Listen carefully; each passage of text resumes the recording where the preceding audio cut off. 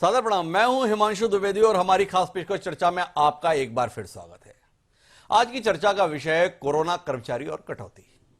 जी हां, कोरोना संकट के बीच बिगड़ती अर्थव्यवस्था के संकट से जूझ रहे देश की जो स्थिति है उसमें केंद्र सरकार या राज्य सरकारें भी अछूती नहीं है।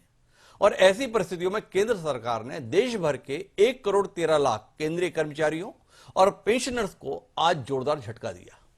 लंबे वक्त से वेतन बढ़ोतरी की आस देख रहे करोड़ों केंद्रीय कर्मचारियों को वित्त मंत्रालय के इस फैसले से बड़ा झटका लगा है, जिसमें यह कहा गया है कि अगले जुलाई 2021 तक डीए में किसी किस्म की बढ़ोतरी नहीं होगी। केंद्र का यह फैसला कहीं ना कहीं राज्यों में भी कर्मचारियों के हितों को प्रभावित करेगा। लेकिन क्या वाकई सरकार का यह फैसला मौजूदा समय में गलत है? क्या वर्तमान में सरकार के पास और कोई विकल्प है? जब पूरी दुनिया, पूरा देश जबरदस्त किस्म की महामारी की चपेट में है, हर स्तर पर अर्थव्यवस्था लड़खड़ा रही है, गड़बड़ा रही है, ऐसे में क्या यह शासकीय कर्मचारी उम्मीद रखते हैं कि उनके ऊपर तकलीफ का कोई हिस्सेदारी नहीं आएगी? इस पर आज हम चर्चा करेंगे, समझने की कोशिश करेंगे कि सरकार के पास आगे के लिए और क्या विकल्प है और कर्मचारी इस फैसले को किस निगाह से देखते हैं। बहुत ही खास मेहमान इस चर्चा में हिस्सेदारी करने के लिए हमारे साथ शामिल होंगे। लेकिन हम इस चर्चा को शुरू करें उससे पहले समय है आज के विचार सूत्र का। और हमारा आज का विचार सूत्र भी इस विषय को ध्यान में रखते हुए है, जिसके अंदर यह विचार सूत्र यह कहता है कि कई बार भविष्य में कुछ अच्छा करने के लिए वर्तमान में कुछ कड़े निर्णय लेने पड़ते हैं। यदि कोई कड़े निर्णय लेने से डरेगा तो वह राजनीति में सफल ही नहीं हो सकता। आचार्य चाणक्य का यह सूक्त है। वर्तमान परिस्थितियों में सरकार, चाहे वह राज्य की हो या केंद्र की, फैसले ले रही है। उन फैसलों से आप रखते हैं, ना इत्तेफाकी रखते हैं, लेकिन यह समय तो फैसले लेने का ही है। आज का यह फैसला किस निगाह से देखें, इसी पे हम चर्चा करेंगे। और जो हमारा आज का विषय है वो कोरोना के संदर्भ में जो अर्थव्यवस्था के सामने संकट आया है उसमें अपेक्षाएं बहुत देरी हो रही हैं और उनकी पूर्ति के लिए विकल्प उतने ही वक्त गुजरने के साथ कम होते जा रहे हैं। राज्य सरकारें मांग कर रही हैं कि केंद्र उनकी मदद करे। छत्तीसगढ़ के मुख्यमंत्री भूपेश बघेल ने 2 दिन पहले ही पत्र लिखा है, 30,000 करोड़ की मदद चाहिए। सरकार केंद्र के स्तर पर 300 करोड़ की मदद करने की भी स्थिति में दिखाई नहीं दे रही है। कमोबेश वही स्थिति हरियाणा की है, वही स्थिति पंजाब की है, वही स्थिति हिमाचल की है, मध्य प्रदेश की है। सब अपने अपने स्तर पर हतप्रभ हैं कि कैसे क्या करें। आय के स्रोत सूख रहे हैं, सब काम धंधे बंद पड़े हुए हैं। लॉकडाउन के चलते सब कुछ ठहर सा गया है और उसके बीच में यह फैसला है। लेकिन इस फैसले के संदर्भ में एक बड़ा दिलचस्प तथ्य यह है कि जिस केंद्र सरकार ने आज यह फैसला लिया है कि अगले जुलाई 2021 तक डीए में कोई बढ़ोतरी नहीं होगी, उसी सरकार ने बामुश्किल 1 महीना पहले 13 मार्च को ही 4% के डीए की बढ़ोतरी का फैसला लिया था, जिसके अमल पर भी अब रोक लगा दी है। क्या कुछ है इसके पीछे, क्या कुछ और विकल्प हैं, इस पर हम बात करेंगे। तमाम सरकारें वेतन कटौती तक के विकल्प अपना रही हैं। महाराष्ट्र में 60% तक की कटौती है, राजस्थान ने भी 60 से लेकर कई प्रतिशत तक का अपने फैसले लिए हुए हैं। असम के वित्त मंत्री हैं हेमंत बिस्वा, उन्होंने आज कहा है कि अगर हमें तुरंत केंद्रीय स्तर पर मदद नहीं मिली तो हम मई महीने में तनख्वाह नहीं दे पाएंगे 1 तारीख को। इतनी भयावह स्थिति है। क्यों है, कैसे है, क्या विकल्प है, इस पर हम बात करेंगे। 5 खास मेहमान इस चर्चा में हमारे साथ हिस्सेदारी कर रहे हैं। हमारे साथ जुड़ रहे हैं छत्तीसगढ़ के मंत्री अमरजीत भगत, जो राज्य शासन की ओर से हमारे बीच में पक्ष रखेंगे कि सरकार किस तरीके से फैसले ले रही है, किस नजरिए से देख रही है। छत्तीसगढ़ में ही विधानसभा में विपक्ष के नेता, भारतीय जनता पार्टी के दिग्गज राजनीतिज्ञ धर्मलाल कौशिक भी इस चर्चा में हिस्सेदारी कर रहे हैं। अपनी बेबाक बयानी के लिए और अलग किस्म की राजनीति के लिए जाने जाने वाले रणजीत सिंह चौटाला जी, जो हरियाणा में अहम जिम्मेदारी निभा रहे हैं मंत्रिमंडल में, वह भी इस चर्चा में हिस्सेदारी के लिए मौजूद है।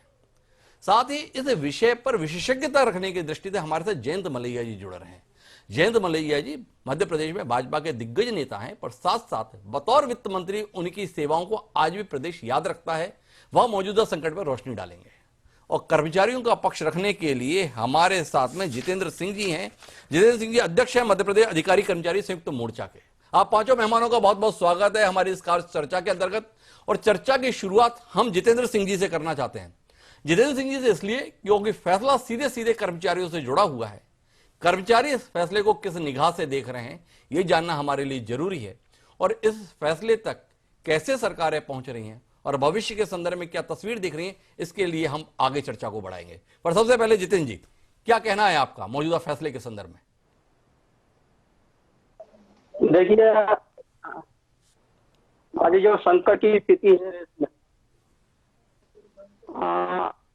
जैसे ही संकट काल प्रारंभ हुआ, मध्य प्रदेश के कर्मचारी संगठन हो चाहे किसी कर्मचारी संगठन हो, मध्य प्रदेश में भी हम सभी कर्मचारी संगठनों से स्वतः ही सरकार को पत्र लिखा कि संकट की घड़ी में आप हमारा एक दिन का वेतन ले सकते हैं, और कर्मचारी संगठनों के आग्रह से मध्य प्रदेश सरकार ने भी एक दिन का वेतन कटौती का आदेश 15 अप्रैल को किया। आज जो केंद्र सरकार का जो आदेश हुआ है, मेरी आज केंद्रीय कर्मचारी नेताओं में भी चर्चा हुई इस संबंध में, और केंद्र के कर्मचारियों से आगे बढ़ के कहा है कि संकट की घड़ी में हम बिल्कुल एक दिन का तनख्वाह देने को तैयार है जो सरकार। लेकिन आज का जो आर्डर हुआ है, इसकी बात ये है कि केंद्र सरकार ने ये जो निर्णय लिया, इस निर्णय से पहले अगर केंद्र के कर्मचारी संगठनों को विश्वास में ले लिया होता तो मुझे ऐसा लगता है ज्यादा अच्छा होता। इस देश के एक नागरिक होने के नाते इस संकट की घड़ी में हम देश चाहे प्रदेश का कर्मचारी संगठन सरकार के साथ है, जो भी संकट होगा हम उसके सामना करेंगे। लेकिन सिर्फ थोड़ी सी हमें असहमति है कि हम कर्मचारी संगठनों को विश्वास में लेकर केंद्र सरकार को यह निर्णय किया जाना था। मध्य प्रदेश के संदर्भ में जैसा कि कमलनाथ सरकार ने 10 मार्च को यहाँ पे 5% डीए का निर्णय लिया था, लेकिन कोरोना महामारी के कारण अभी वर्तमान सरकार ने उस निर्णय को वापस किया। हमने कोई प्रतिक्रिया नहीं दी। हम भी ये समझते थे कि ठीक है, संकट की घड़ी है, 5% डीए लेकर किसी कर्मचारी संगठन ने कोई ने किसका विरोध नहीं किया। लेकिन आज जो केंद्र सरकार का निर्णय हुआ है, उसका अगर पालन अगर मध्य प्रदेश के कर्मचारियों पर भी थोपा जाता है तो हमें ऐसा लगता है कि हम कहीं ना कहीं केंद्र के कर्मचारियों की तुलना में बहुत पीछे हैं। केंद्र के कर्मचारियों 1 जनवरी 2019 से 17% उनको डीए मिल रहा था, 12% मिल रहा था।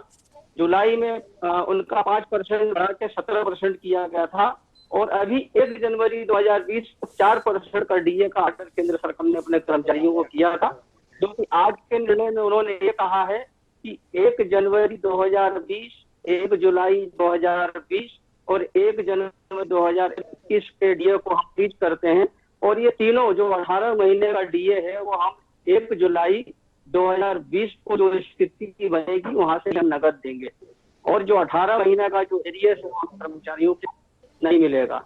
मध्य प्रदेश के संदर्भ में मेरा आग्रह है कि मध्य प्रदेश में अभी हमें 12% डीए मिल रहा है, यानी 1 जनवरी 2019 की स्थिति में हमें डीए प्राप्त हो रहा है। अगर केंद्र की तुलना पे मध्य प्रदेश के कर्मचारियों को भी उसी कटघरे में खड़ा किया गया तो कहीं ना कहीं हमें ज्यादा कष्ट होगा।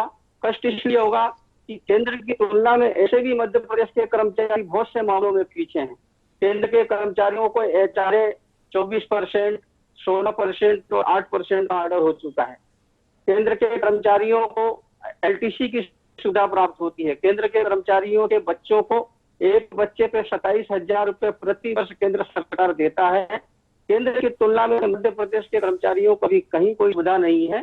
तो कम से कम मध्य प्रदेश सरकार अगर इस संबंध में अगर कोई निर्णय पक्ष में जाए, मेरा आग्रह है कि कम से कम कर्मचारी संगठनों को विश्वास में लेकर कर्मचारी संगठनों के साथ वार्ता करके कोई भी आगे निर्णय ले तो हम इसका स्वागत करेंगे। जितेंद्र सिंह जी ने एक बड़ी महत्वपूर्ण बात कही है कि अगर कर्मचारियों को विश्वास में लिया जाता तो ज्यादा बेहतर रहता। कमोबेश ये बात हर फैसले के साथ में सभी कहते थे कि विश्वास में लिया जाता, पर इस समय पे सरकार फैसले ले या केवल विश्वास में लेने के ही चक्करों में पड़े रहे। लेकिन हम थोड़ी और स्थितियों को स्पष्ट करें। केंद्र सरकार ने केवल डीए के न बढ़ाने के संदर्भ में फैसला लिया है, लेकिन राज्य सरकारों ने इससे इतर भी बड़े फैसले लिए हैं। राजस्थान का हम उल्लेख कर रहे थे, अखिल भारतीय सेवाओं के 60% वेतन में कटौती की गई मार्च महीने के अंतर्गत। राज्य सरकार के संदर्भ में 50%, अन्य के संदर्भ में 30%। यही स्थिति कम से कम महाराष्ट्र के संदर्भ में है, तेलंगाना के संदर्भ में। लेकिन एक बड़ा अंतर है इस बार और पहले के फैसलों में कि सबसे पहले जो शुरुआत हुई वो राजनीतिज्ञों के संदर्भ में हुई। सबसे पहले सांसदों के वेतन के संदर्भ में 30% की कटौती, सांसद निधि की 2 साल के लिए रोकने के फैसले, ये तमाम फैसले लिए गए। पर इसके बाद क्या केवल डीए में रोक के माध्यम से जो संकट है इससे हम उबर जाएंगे या आगे और भी कड़े फैसले लेने पड़ेंगे? इस बात को हम जयंत मलैया जी से समझना चाहते हैं।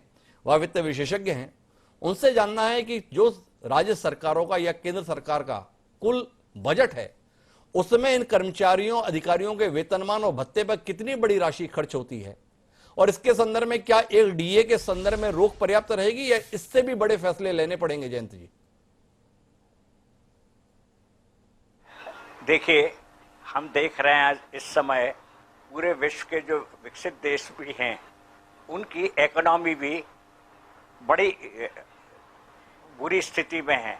सबको कोविड-19 में ज़्यादा से ज़्यादा राशि और जो सामाजिक कार्य हैं उनके लिए खर्च करना पड़ रही है। हो सकता है आगे चल के भारत सरकार को या राज्य सरकारों को इससे और भी ज़्यादा कड़े निर्णय लेने पड़ सकते हैं। लेकिन मेरा जो आपसे सवाल था कि कुल एस्टेब्लिशमेंट कॉस्ट को लेकर हमेशा चर्चा होती है। मध्य प्रदेश के संदर्भ में आपके पास तजुर्बा है, केंद्रीय स्तर पर भी बैठकों में आप शामिल होते थे। विकास के लिए जो राशि चाहिए, कई सरकारें या स्वयंसेवी संगठन इस बात पे शिकायत करते हैं कि बड़ा हिस्सा तो लोगों की पेंशन और वेतन भत्ते में खर्च हो जाता है। क्या स्थिति है इसकी वास्तविकता, जिसे हमारे दर्शक जान पाए कि देश का एक बड़ा हिस्सा किस काम में खर्च हो जाता है? देखिए, अलग अलग राज्य की अलग अलग स्थिति है। हर एक जगह की आर्थिक स्थितियां भी अलग रहती हैं। जब मध्य प्रदेश में भारतीय जनता पार्टी की सरकार थी तो हमारी अर्थव्यवस्था ठीक थी, हम हमेशा रेवेन्यू सरप्लस में रहे हैं, और जब भी केंद्र सरकार डीए बढ़ाती थी अपने एम्प्लॉइज का या पेंशनर्स का, हम भी तत्काल बढ़ाते थे। आपने देखा होगा इस बार श्री कमलनाथ जी की सरकार थी, भारत सरकार ने डीए बढ़ाया, परंतु उन्होंने यहाँ पर डीए बढ़ाने की कोई बात नहीं की। तो हर समय अलग अलग परिस्थितियां रहती हैं। ये बात सही है कि जितना अधिक विकास के कार्य में, अधोसंरचना के कार्य में खर्चा होगा, उतना हमारी एस्टेब्लिशमेंट कॉस्ट कम हो जाएगी। तो ये कहना है जयंत मलैया जी का। मैं अमरजीत भगत की ओर रुख कर रहा हूं और अमरजीत से जानने का विषय यह है, अमरजीत जी, प्रदेश में कांग्रेस की सरकार है, भूपेश बघेल जी की सरकार है, जो केंद्र के फैसले रहते हैं उससे इतर इस सरकार की चाल रहती है। जब पूरे देश के अंतर्गत तमाम राज्य सरकारें यह फैसला ले रही थी और इसे अनाउंस कर रही थी कि हम अपने कर्मचारियों के वेतन काट रहे हैं, केंद्र सरकार यह घोषणा कर रही थी कि हमने अपने सांसदों के वेतन भत्तों में कटौती की, राष्ट्रपति, प्रधानमंत्री, केंद्रीय मंत्रियों ने भी अपने अपने वेतन में से 30% की कटौती का ऐलान किया, राज्यपालों ने भी अपने अपने स्तर पर किया। उस समय पर छत्तीसगढ़ सरकार ने फैसला लिया कि हम पूरा वेतन देंगे, उन्होंने पूरा वेतन दिया। छत्तीसगढ़ के जो तमाम विधायक है भारतीय जनता पार्टी के, उन्होंने अपना साल भर का वेतन का 30% हिस्सा मुख्यमंत्री राहत कोष में देने की घोषणा कर दी।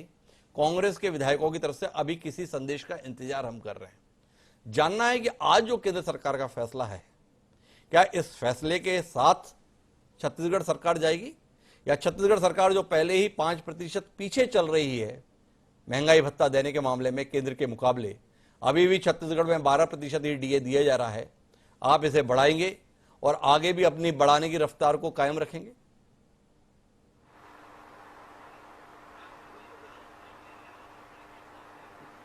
इस समय कोविड-19 कोरोना संक्रमण से पूरा विश्व प्रभावित है। भारत सरकार उसमें संघर्ष कर रहा है, छत्तीसगढ़ सरकार भी उसमें अपने आप को जोड़ करके हम बात करें तो निश्चित तौर पर अगर आज देश में जो परिस्थिति निर्मित हुई है उसमें चाहे केंद्र निर्णय ले, राज्य निर्णय ले, परिस्थितियां अलग अलग है। और हम अगर भारत सरकार की बात करें तो भारत सरकार ने जो भी निर्णय लिया है, लेकिन छत्तीसगढ़ के संदर्भ में माननीय मुख्यमंत्री जी ने यहाँ किसी के वेतन भत्ता में कटौती नहीं किया है, और जो पिछला देय 1 जनवरी 2019 से है महंगाई भत्ते का, उसको महंगाई भत्ता और राहत का भुगतान यहाँ पर जारी है। और छत्तीसगढ़ के अंतर्गत कर्मचारियों की संख्या हम देखें तो 3.5 लाख कर्मचारी आते हैं, और राज्य में पेंशनरों की संख्या इसमें 1,13,000 है जिनको भुगतान ही किया जा रहा है। लेकिन ये स्वाभाविक बात है कि जब प्राप्तियां नहीं होंगी और खर्च में कटौती करना पड़ेगा तो परिस्थिति के ऊपर बहुत कुछ निर्णय होगा। कि लॉकडाउन और बंदी का ये दौर कितना लंबा टाइमिंग चलेगा। अभी तो यहाँ का जो मैनेजमेंट है उसके बारे में, यहाँ का जो व्यवस्था है उसके बारे में, प्रबंधन के बारे में रिजर्व बैंक ने भी काफी तारीफ किया है कि छत्तीसगढ़ इस विषम परिस्थितियों में अपने संसाधन का जिस प्रकार से उपयोग किया है वो तारीफ करने लायक है। उसमें कर्मचारियों के स्थापना भत्ता को लें, उसके तनख्वाह को, स्थापना भत्ता जो डीए है सबको लें तो लगभग 40% के लगभग इसका कुल व्यय का भाग आता है। तो इसको बहुत लंबा, अगर भारत सरकार सेंट्रल से हमको अगर मदद नहीं करेगी तो इसको बहुत लंबा उस स्थिति को बरकरार रखना मुश्किल होगा। और आज हम अगर केंद्र का देखें तो उन्होंने जो 2020-21 और 2021-22 में सरकार का कुल 37 करोड़ 37,500 करोड़ 530 करोड़ जी रुपए की, 37,530 करोड़ जी इतने की उन्होंने बचत कर ली है जी। इसमें केंद्र के जो करीब 48 लाख कर्मचारी हैं जी और 65 लाख पेंशनर प्रभावित हो रहे हैं जी आमतौर पर हम देखें जी। तो सरकार के डीए को ही राज्य सरकारें भी लागू करती हैं। इसलिए माना जा रहा है कि हम राज्य सरकार भी अपने कर्मचारियों और पेंशनरों के लिए ऐसा स्थिति आगे चल के निर्मित करेगी। अमर जी, मेरे आपसे 2-3 सवाल है, मैं बीच में आपको रोकूंगा। केंद्र सरकार ने जो फैसला लिया है, राष्ट्रीय स्तर पर कांग्रेस पार्टी ने इस फैसले का विरोध किया है। आज रणदीप सुरजेवाला और केसी वेणुगोपाल की प्रेस कॉन्फ्रेंस थी। उन्होंने कहा कि कोविड महामारी से लड़ने में जब शासकीय कर्मचारी इतनी जिम्मेदार भूमिका निभा रहे हैं, ऐसे में उनके हक पर यह रोक लगाना ज्यादती है। क्या राज्य में जहां पे कांग्रेस की सरकार है, उनमें से छत्तीसगढ़ भी एक है, आप इस राय से इत्तेफाक रखते हुए नियमानुसार डीए की किश्त देंगे? एक सवाल। दूसरा, आपने कहा कि हम उसे फॉलो करते हैं, आप 5% पीछे चल रहे हैं यहाँ के राज्य के संदर्भ में। केंद्र 17% दे रहा है, आप 12% दे रहे हैं। जुलाई से जो दिया जाना था वो आज अप्रैल आ गया, आपने दिया नहीं है, देंगे? दूसरा सवाल। और तीसरा और आखिरी सवाल आपसे, फिर जाके मैं रणजीत चौटाला जी के पास चलूंगा। तीसरा और आखिरी सवाल यह है कि जब आप इतने खुले हाथ से सब कुछ कर रहे हैं, आपने घोषणा कर दी कि हम वेतन में कोई कटौती नहीं करेंगे, पूरा वेतन देंगे। जिस समय पर बाकी राज्य चिल्ला रहे हैं पैसा नहीं है पैसा नहीं है, उस समय पर आपने फैसला ले लिया कि धान का जो बोनस की राशि थी उसे राजीव गांधी न्याय योजना के तहत 7,000 करोड़ हम सारे किसानों को देंगे। एक तरफ आप पैसा लगातार बहा रहे हैं, दूसरी तरफ केंद्र से उम्मीद कर रहे हैं कि वो आपको पैसा दे। आपको लगता है कि वर्तमान में केंद्र की सरकार का जो तौर तरीका है, जिस पार्टी की सरकार है, वो आपके इस व्यवहार को देखते हुए आपको पैसा दे देगी? देखिए, ये तो संघीय ढांचा में राज्य का और केंद्र का अपना अपना अधिकार क्षेत्र है और जो राज्य जो है केंद्र के प्रतिनिधि के रूप में काम यहाँ पर करती है राज्य सरकारें। तो इसमें जितने भी टैक्सेस जो यहाँ पर एकत्रित होते हैं वो सब राज्य एकत्रित करके केंद्र सरकार को देती है जी। आपने कहा कि जो कटौती कर्मचारियों का किया है उसके संबंध में हमारे जो एआईसीसी के नेतागण हैं, सुरजेवाला जी है, वेणुगोपाल जी है, उन्होंने इसका विरोध किया है। तो निश्चित तौर पर हम एक कह सकते हैं कि हमारा जो छत्तीसगढ़ के परिप्रेक्ष्य में निर्णय हुआ है, माननीय भूपेश बघेल जी ने जो निर्णय लिया है कि हम अपने प्रदेश में अभी नहीं कटौती किए हैं, इसको सीधा सीधा उससे इत्तेफाक रखते हैं। और हम तो ये बोल रहे हैं कि हमारे जो पुराने जो केंद्र सरकार से लेनदारी है वो हमको दे, और इस विषम परिस्थिति में जो केंद्र अगर बहुत सारे चीज में पाबंदी लगा रहा है तो राज्यों को आर्थिक मदद भी उनको देना चाहिए, तभी तो हम आगे इसको स्थिति को बरकरार रख पाएंगे। आपने कहा कि किसानों को हम राजीव गांधी न्याय योजना के तहत पैसा दे रहे हैं, उनको ये तो आज की स्थिति निर्मित हुई है, ये हमारा तो पहले से स्ट्रेटेजी रहा है कि हमारी सरकार किसानों के साथ खड़ी है और किसान अगर समृद्ध होंगे, किसान अगर आर्थिक रूप से मजबूत होंगे तो निश्चित तौर पर आर्थिक व्यवस्था मजबूत होगा और किसान अगर तरक्की करेंगे तो भारत तरक्की करेगा और भारत सरकार भी तो इस दिशा में उनका आय को 1.5 गुना और 2 गुना करने की बात करती है। तो इस संदर्भ में हम न किसानों का हक मार सकते हैं और न ही हम कर्मचारियों के ऊपर आर्थिक बोझ डाल सकते हैं। तो हम जैसा स्थिति अभी तक तो हम खींच रहे हैं, लेकिन बहुत आगे क्या होगा उसको तो अब भविष्य बताएगा। भविष्य में महंगाई भत्ते और महंगाई राहत की किस्त की स्वीकृति के संबंध में राज्य की वित्तीय स्थिति और मितव्ययिता का ध्यान रखते हुए आगे निर्णय लिया जाएगा। राज्य की वित्तीय स्थिति और मितव्ययिता को ध्यान में रखते हुए फैसला लिया जाएगा। हालांकि कांग्रेस हाईकमान का कहना है कि कर्मचारियों के हित में फैसला लिया जाना चाहिए। केंद्र सरकार के फैसले पर सवाल उठाया है केंद्रीय नेतृत्व ने, पर अमरजीत भगत इस बात की हामी अभी नहीं भर रहे हैं कि वह यहाँ के जो कर्मचारी हैं उनको महंगाई भत्ता जो नियमानुसार मिलना चाहिए वो आगे भी मिलता रहेगा। इसके संदर्भ में उनका कहना आगे के हालात के आधार पर हम फैसला लेंगे। लेकिन रणजीत चौटाला साहब हमारे साथ में हैं, अपनी बेबाक बयानी के लिए जाने जाते, देश के उन्नत प्रदेशों में से एक माना जाता है। यह फैसला केंद्र सरकार ने लिया, केंद्र की अपनी परिस्थितियां उसके अंतर्गत। आपसे समझने की बात यह है कि हरियाणा की स्थिति क्या है। क्या आपका नजरिया है कि जो केंद्र फैसले ले रहा है इन कठिन परिस्थितियों में सारे राज्यों को उसका अनुसरण करना चाहिए, या राज्यों को अपनी अपनी स्थिति के आधार पर, अपने राजनीतिक समीकरण के आधार पर फैसले लेते रहना चाहिए? देखिए डॉक्टर साहब, हिमांशु जी, आज देश बहुत ऐसे दौर से गुजरा है जिसका कभी किसी को अंदाजा नहीं था जी। जब भी वार, आवाज आ रही है ना जी मेरी? बिल्कुल आ रही है जी रणजीत जी। जब भी वार होता है तो दो देशों के बीच में होता है जी। और ये जो हो रहा है ये पूरे विश्व में मैंने कभी ऐसा नहीं देखा। मेरे ख्याल में बहुत लोग जो अब हमारी जनरेशन के हैं जी, उन्होंने कभी ऐसा संकट नहीं देखा। कभी सुना था कि 1918-20 में एक स्पेनिश फ्लू आया था जी। अब ये इतना भयंकर एक लोगों के सामने नजारा है कि जिसका अंदाजा नहीं। तो चाणक्य जो कहते हैं कि समय और परिस्थितियां आपकी भूमिका तय करती है जी। देखिए, यूएनओ ने भी कहा, WHO ने भी कहा, मोदी जी के निर्णय का सबने स्वागत करा कि इन्होंने समय से जो आपका लॉकडाउन करा उससे हम आज और देशों से बहुत बचे हुए हैं। मैं पहले इसी पे कोरोना पे आऊं क्योंकि सवाल तो सारा जो कट हुआ है सब कुछ इसी को लेकर हुआ है ना जी। तो मेरा ये कहने का मतलब है कि पहले तो हम अगर पूरी दुनिया की आबादी देखें तो हमारी सबसे ज्यादा, चाइना को छोड़ के हम सबसे ज्यादा है।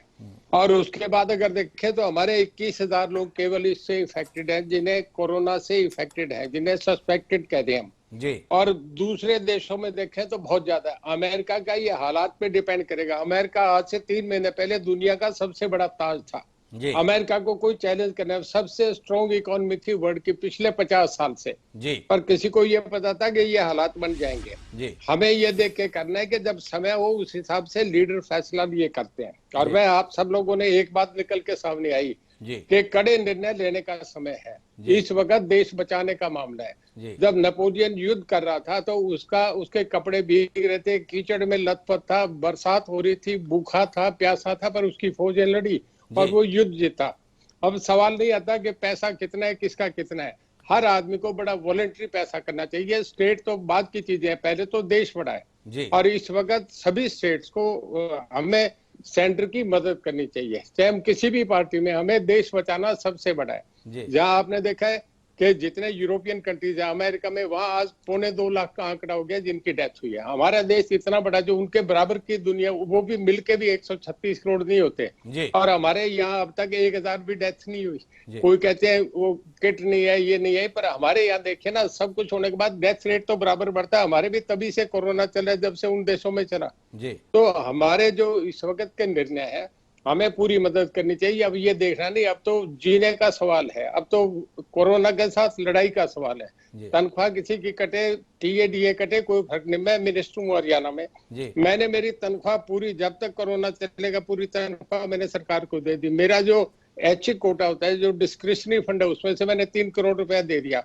और हमारे जितने डिपार्टमेंट के कर्मचारी हैं सब अपनी तनख्वाह का 30% उन्हें दे रहे हैं। तो इस वक्त करना चाहिए, कोई फर्क नहीं है। गवर्नमेंट पे जब पैसा बढ़ेगा टीएडीए तो बात की अशरफ ही है ना। जब वक्त आएगा सरकारें फिर देगी।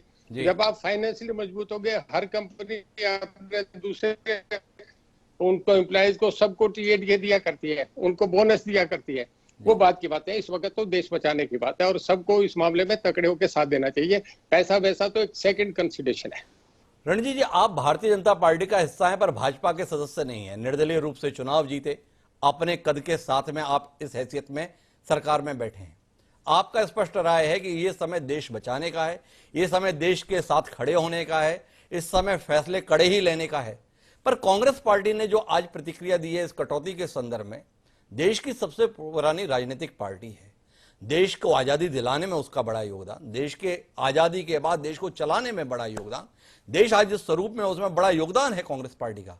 पर कांग्रेस पार्टी इस संदर्भ में जो स्टैंड ले रही है, इसके संदर्भ में आपका नजरिया क्या है?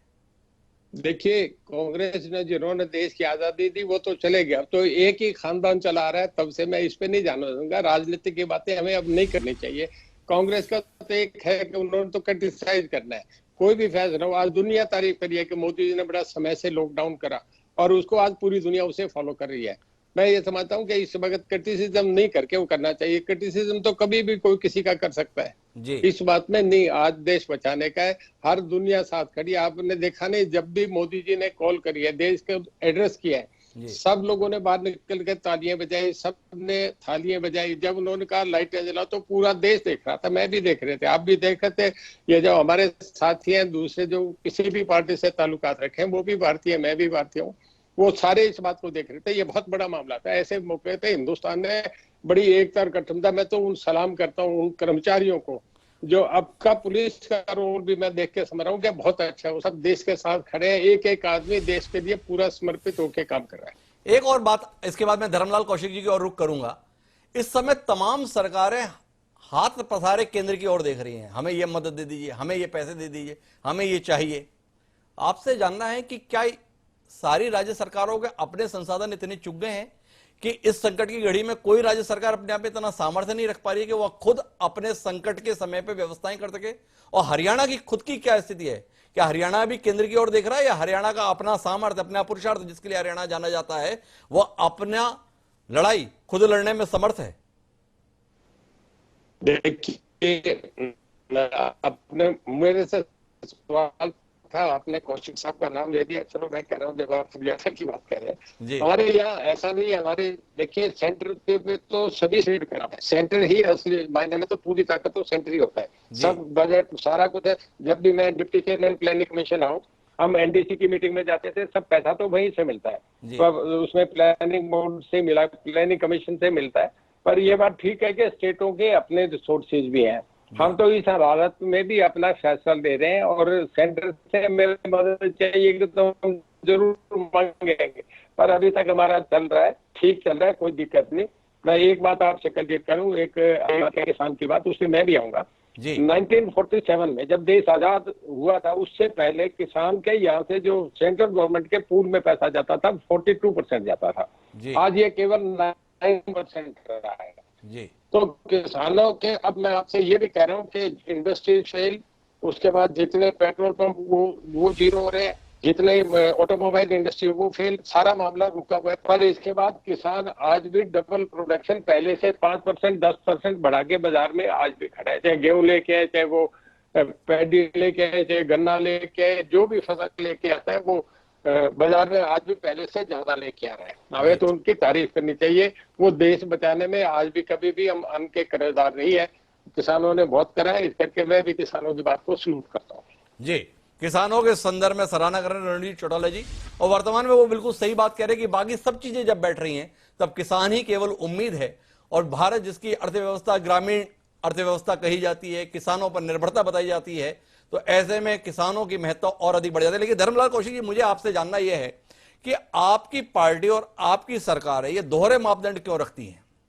आप जिन प्रधानमंत्री की तारीफ करते नहीं लगाते हैं, जिन प्रधानमंत्री मोदी जी के संदर्भ में आप सब इतने मुरीद हैं, वह अपने राष्ट्र के नाम संदेश में आह्वान करते हैं कि कर्मचारियों को मत निकालिए, कर्मचारियों के प्रति संवेदना रखिए, कर्मचारियों को पूरा वेतन दीजिए, तमाम सरकारें उनकी बात को अक्षरशः मानते हुए उस पर अनुसरण कर रही हैं, फरमान जारी कर रही हैं।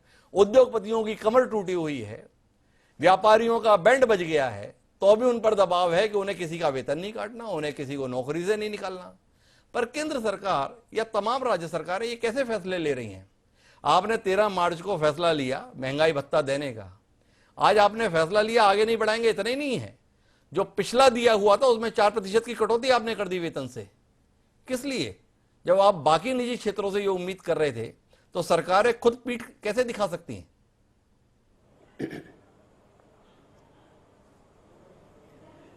देखिए, आज जो परिस्थितियां हैं और हमारे सामने में हैं, निश्चित रूप से बड़े फैसले और कड़े फैसले लेने की जरूरत है।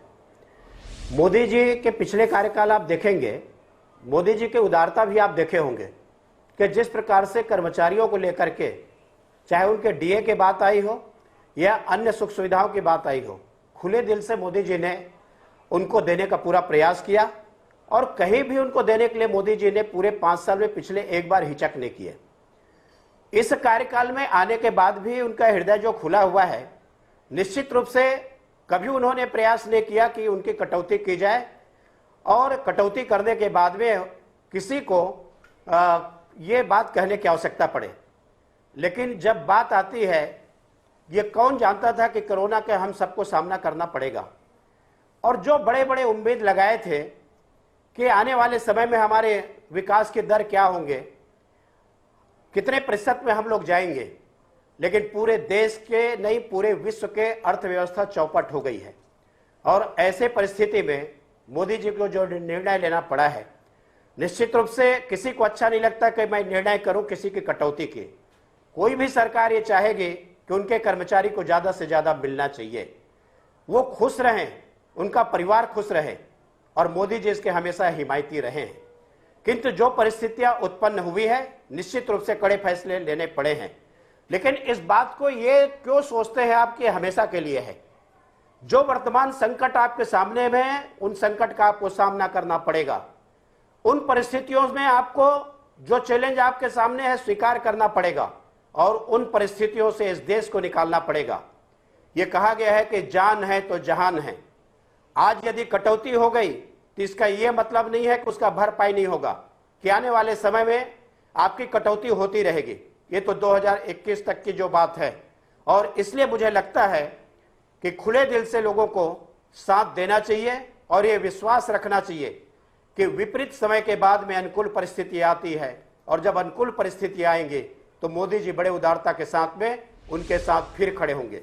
जहां तक मैं छत्तीसगढ़ की बात करूं, अभी रिजर्व बैंक ऑफ इंडिया ने छत्तीसगढ़ की अर्थव्यवस्था को लेकर के ये जो बात आई थी कि बहुत तारीफ की है और सुदृढ़ अर्थव्यवस्था है, तो निश्चित रूप से छत्तीसगढ़ की अर्थव्यवस्था यदि सुदृढ़ है तो जितने दिन चला सकते हैं चलाना चाहिए।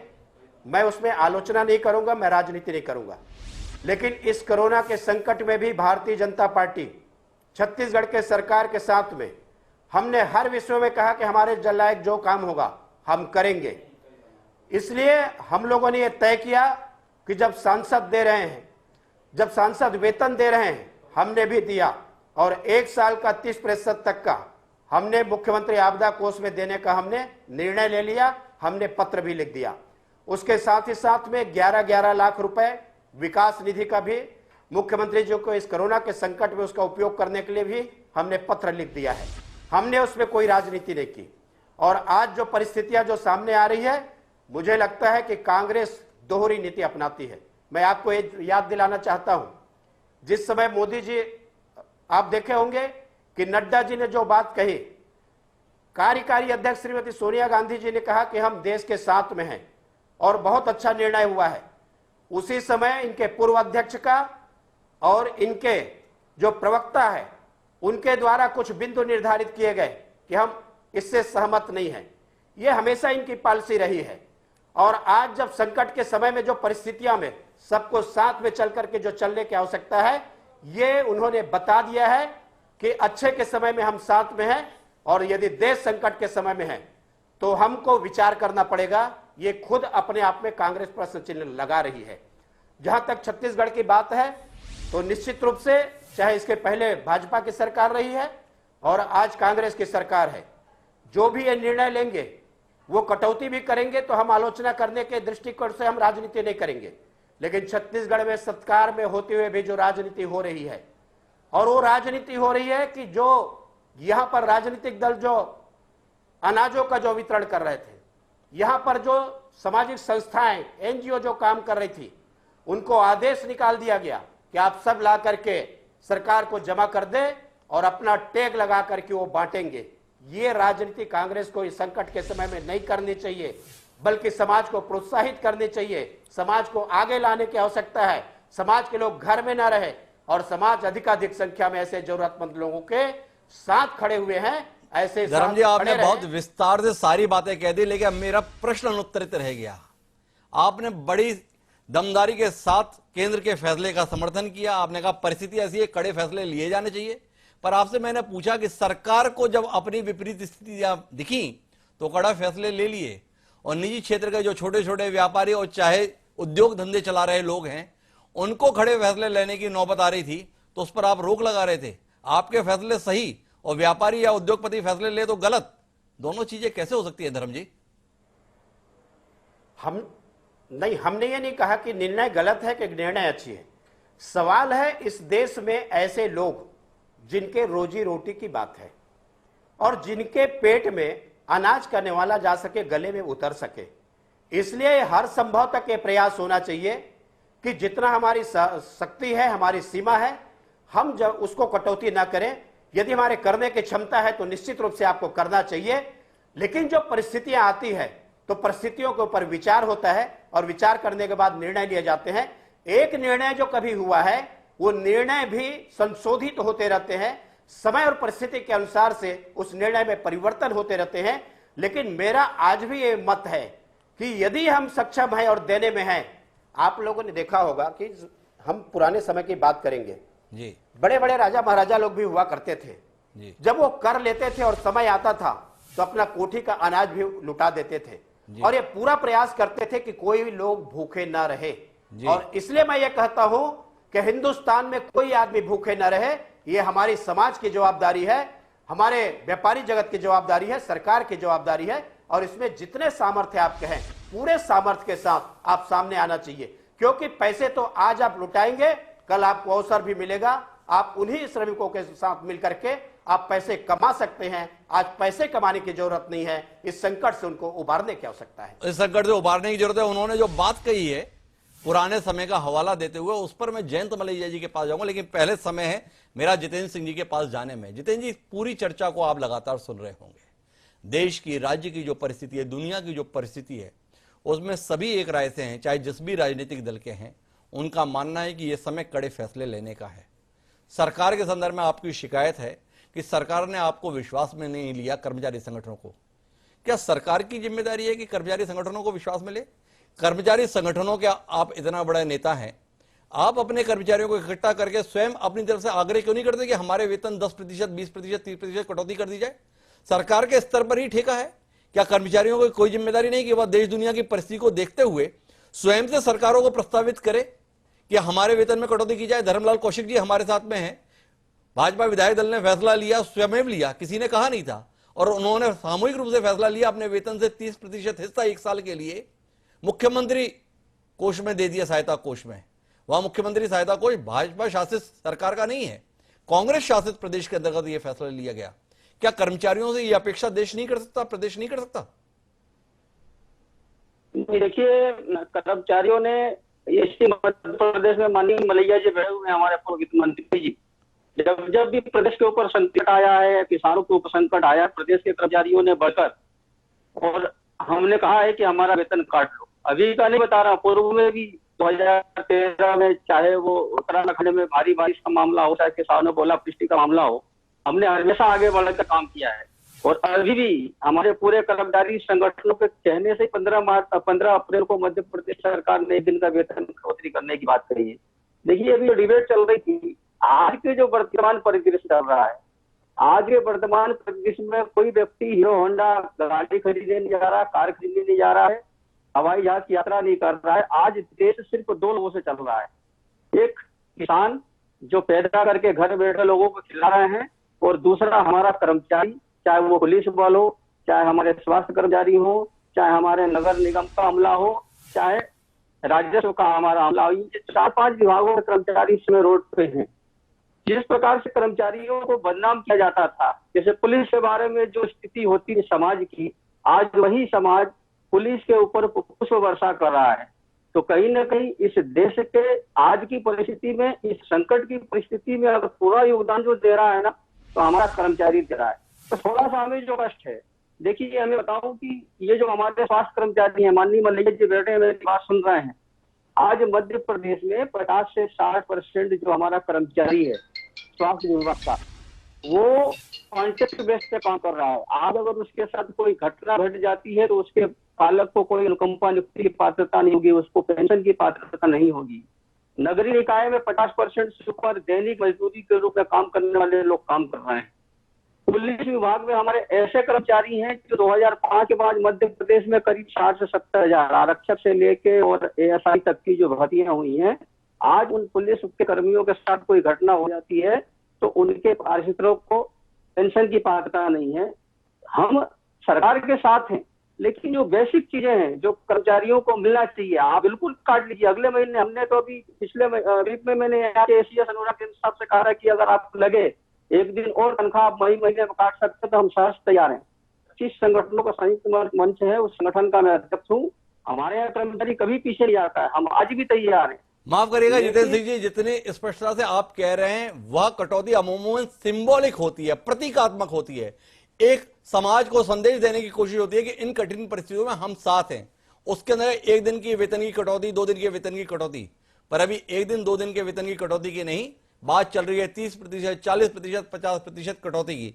हालात इतने कठिन है। लेकिन मैं जयंत मलैया जी की ओर रुख करता हूं। जयंत मलैया जी, धर्मलाल कौशिक जी आपकी पार्टी के साथी हैं, आप दोनों साथ में विधायक भी रहे हैं। उन्होंने कहा कि पुराने समय में राजा महाराजा होते थे, कर से कोष इकट्ठा करते थे, पर जब कोई आपदा आती थी अपने कोष खोल देते थे। बहुत अच्छा उदाहरण उन्होंने दिया। पर आपकी सरकार इतनी संगदिल क्यों है? ये एक हाथ खोलती है और दूसरे हाथ से वसूलती है। उदाहरण के लिए आपने 1,70,000 करोड़ का पैकेज घोषित किया और आज का ही आंकड़ा है, आपने एक फैसला लिया 37,500 करोड़ केंद्र के स्तर पर और 82,566 करोड़ आपने राज्य के स्तर पर, अर्थात 1,20,000 करोड़ आपने एक साथ बचा लिए। आप देते कम हैं, प्रचार ज्यादा करते हैं। ये आपकी पार्टी के अंदर भी लोग बोलते हैं, बाहर के लोग तो बोलते ही हैं। किस लिए?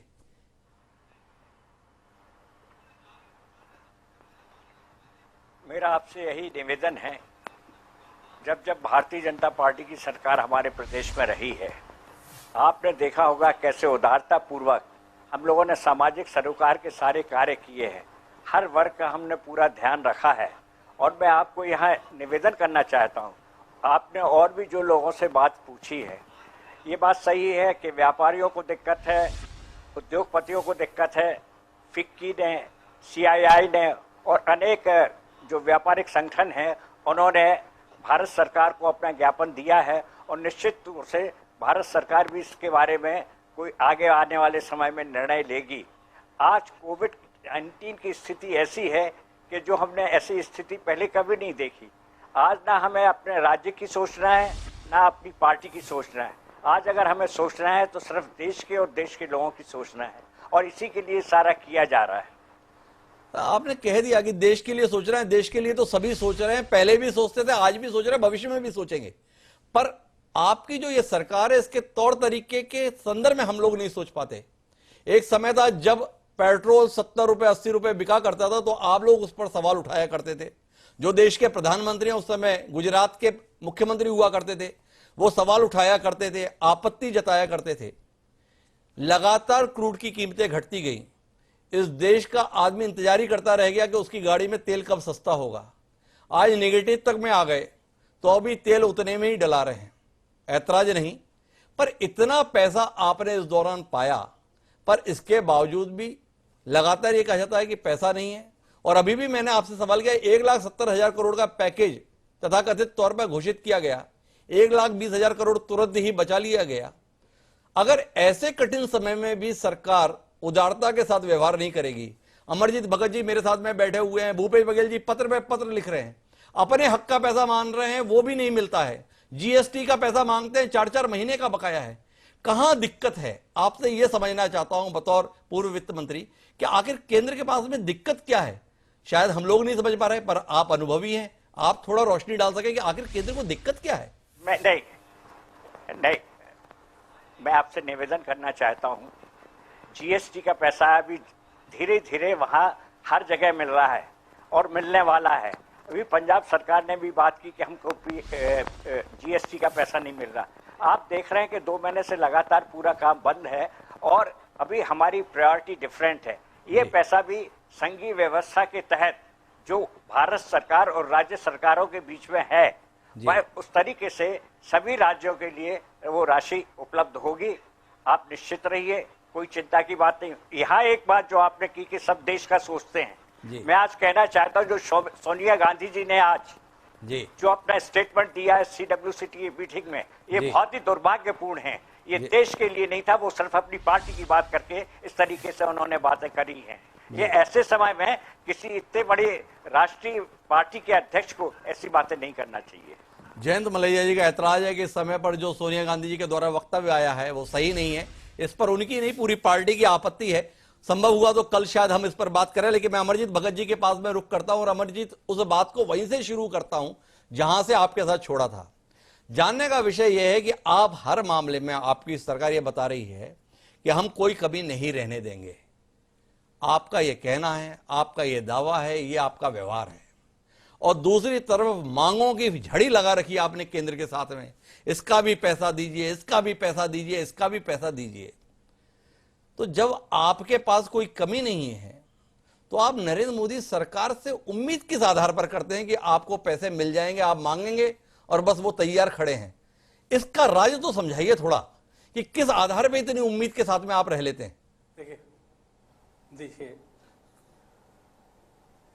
देखिए डॉक्टर साहब, आप जो बात बोल रहे हैं उस सबसे पहले तो मैं इन भारतीय जनता पार्टी के नेताओं को भगवान सद्बुद्धि दे जी। जो बात करना हो तो सीधे सीधे इस परिस्थिति में भी, इस जो अभी संक्रमण काल है, इसमें भी राजनीतिक बात करने से चूकते नहीं है जी। सोनिया गांधी जी ने क्या कहा, ऐसी बात जो इन लोगों को नागवार गुजर रहा है जी। आप कहते हैं सब ठीक है, अगर हमारे नेता, हमारे दल के लोग कह दिए तो आप लोगों को नागवार गुजरता है जी। उन्होंने आप सब तारीफ कर रहे हैं इस बात का कि यहाँ के पुलिस कर्मचारी, यहाँ के डॉक्टर, नर्स, सभी कर्मचारी जब अच्छे काम कर रहे हैं उसका आप गुणगान कर रहे हैं।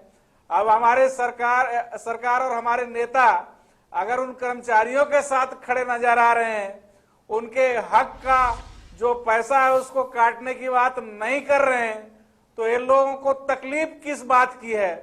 क्या कड़े फैसले, कड़े निर्णय करने की जो बात कर रहे हैं तो इसीलिए कर रहे हैं कि खाली इनके जो कर्मचारियों के गले घोटे जाएं, उनके हक मारे जाएं?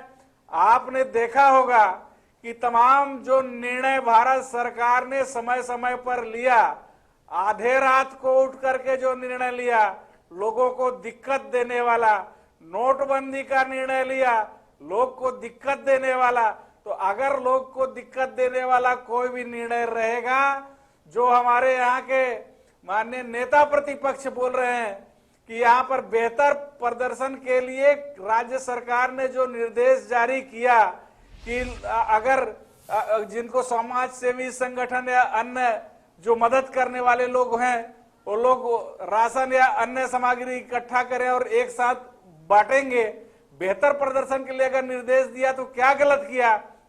इसको उसमें भी इनको राजनीति दिखता है।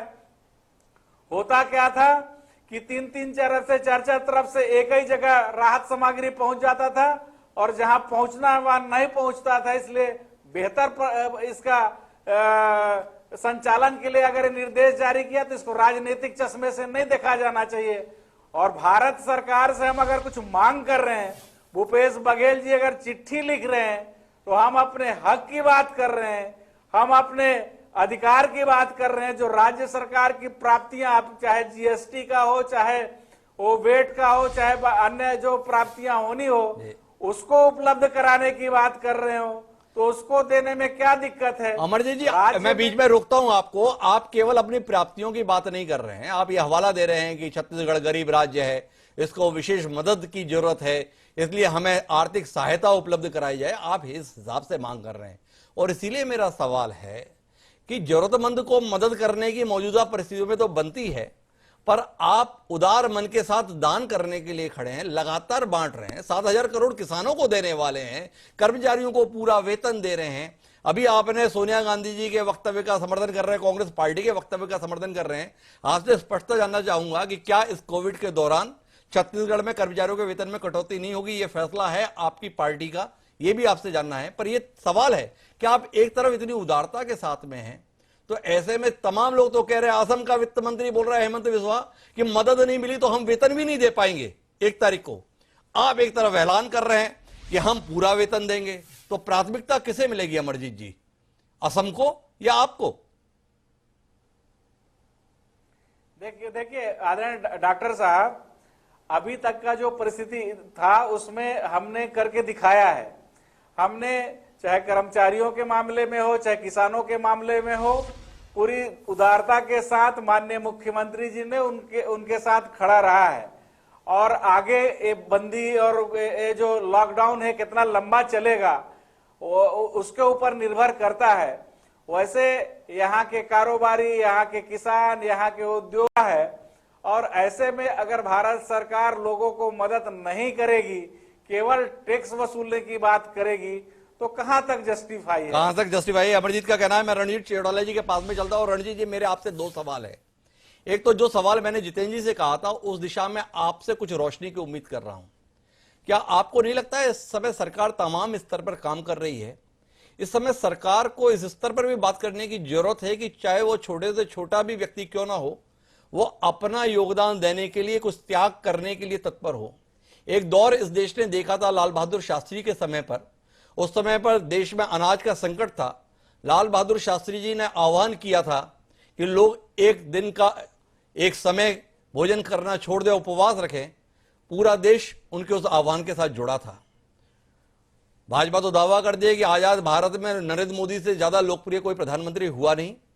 क्या इस समय पर भी ऐसे किसी आह्वान की जरूरत आप महसूस करते हैं त्याग के संदर्भ में? एक सवाल ये। दूसरा ये कि हरियाणा में किसानों के संदर्भ में बात है, पर हरियाणा औद्योगिक दृष्टि से भी बड़ा महत्वपूर्ण राज्य है देश का। उद्योग जगत संकट में है। उद्योग जगत से अपेक्षा है कि वह कोई कटौती ना करे, किसी किस्म की छटनी ना करे, किसी तरह का वेतन की कटौती ना करे। क्या आपको लगता है इस पर भी पुनर्विचार की जरूरत है वहां की परिस्थितियों के अनुसार? 2 सवाल आपसे।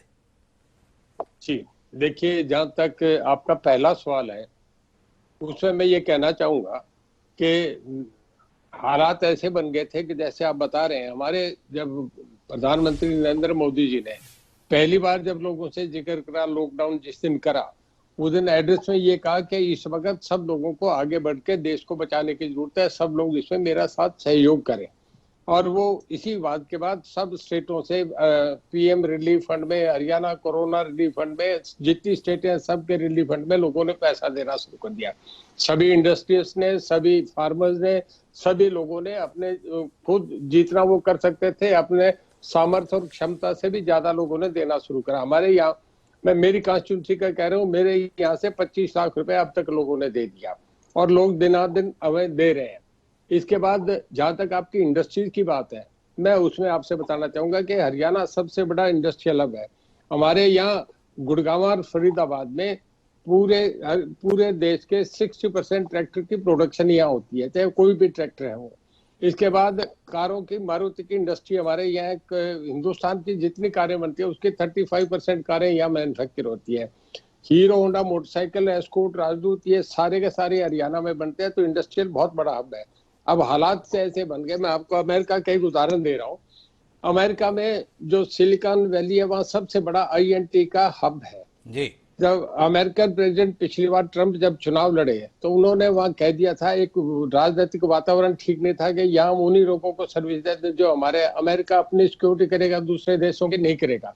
और उसके बाद जो मैक्सिको के बीच में दीवार निकाली उसका भी फर्क पड़ा और वीजा के कानून कुछ ज्यादा उन्होंने कंजर्वेटिव कर दिए, इस करके लोग वहां से निकलना शुरू हो गए। न्यूजीलैंड बहुत किनारे पे जाके एक छोटा कंट्री है, वहाँ ग्रीनरी बड़ी है, बहुत बढ़िया खूबसूरती है, तो लोग यहाँ से शिफ्ट होके वेलिंगटन और ऑकलैंड में जाके चले गए। जितनी आपका ये कंपनीज है, इसका गूगल है, उसके बाद आपका नासा है, MTI है, वो सारी की सारी कंपनी वहां जाके उन्हें बढ़िया वातावरण मिला। वहां जाके उन्होंने 2,500 एप्लीकेशन वो एक्सपेक्ट कर रहे थे आएगी, बात 40,000 चली गई। देखिए माहौल बनने की बात है।